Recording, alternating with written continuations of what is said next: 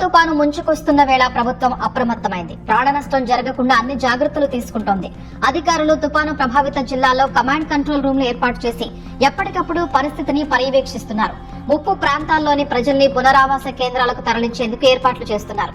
తీర ప్రాంత జిల్లాల్లో పాఠశాలలకు సెలవులు ప్రకటించారు. మొంథా తుపాను నేపథ్యంలో ప్రభుత్వం ముందస్తు జాగ్రత్త చర్యలు చేపట్టింది. సెలవులు రద్దు చేసి సహాయక చర్యల్లో నిమగ్నం కావాలని అధికారుల్ని ఆదేశించింది. సహాయక చర్యల నిమిత్తం 19 కోట్లు విడుదల చేసింది. రాష్ట్ర వ్యాప్తంగా 14 జిల్లా కేంద్రాలతో పాటు ఎస్డీఆర్ఎఫ్, ఏపీఎస్డీఎంఏ కేంద్రాల్లో మరో 2 కలిపి 16 శాటిలైట్ ఫోన్లున్నాయి. కమ్యూనికేషన్ వ్యవస్థ దెబ్బతింటే వీటిని ఉపయోగిస్తారు. తీర ప్రాంత జిల్లాల్లోని 57 మండలాల పరిధిలో 219 తుపాను షెల్టర్లలోకి ప్రజల్ని తరలించేందుకు అధికారులు ఏర్పాట్లు చేస్తున్నారు. సముద్రంలో ఉన్న 62 మెకనైజ్డ్ బోట్లను ఒడ్డుకు రప్పించేందుకు ఏర్పాట్లు చేస్తున్నారు. సముద్ర తీరంలో పోలీసు పహారా ఏర్పాటు చేశారు. పర్యాటకుల రాకపోకలపై నిషేధం విధించారు. మరోవైపు పలు జిల్లాల్లోని ప్రైవేటు, ప్రభుత్వ జూనియర్ కళాశాలలకు ప్రభుత్వం సెలవులు ప్రకటించింది.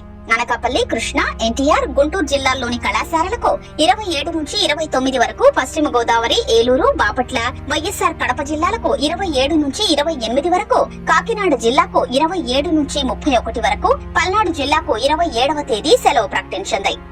అనకాపల్లి, కాకినాడ, కోనసీమ జిల్లా కలెక్టర్లు, స్పెషల్ ఆఫీసర్లు, ఎస్పీలతో హోంమంత్రి అనిత వీడియో కాన్ఫరెన్స్ నిర్వహించారు. చెట్లు, స్తంభాలు పడి విద్యుత్ సరఫరా అంతరాయం కలగొచ్చని, పునరుద్ధరణకు ముందుగానే ట్రాన్స్ఫార్మర్లు, స్తంభాలు సిద్ధంగా ఉంచారని ఆదేశించారు.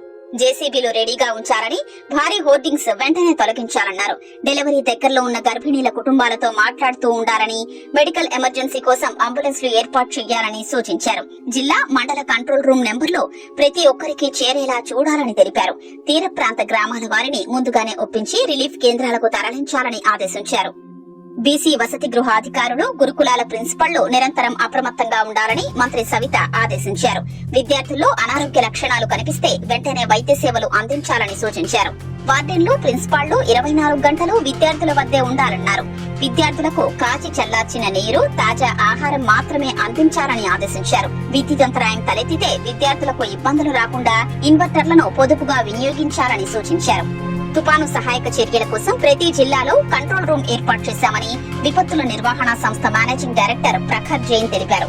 ప్రజలంతా అప్రమత్తంగా ఉండాలని, ఏదైనా అవసరమైతే టోల్ ఫ్రీ నెంబర్లకు సమాచారం ఇవ్వాలని సూచించారు.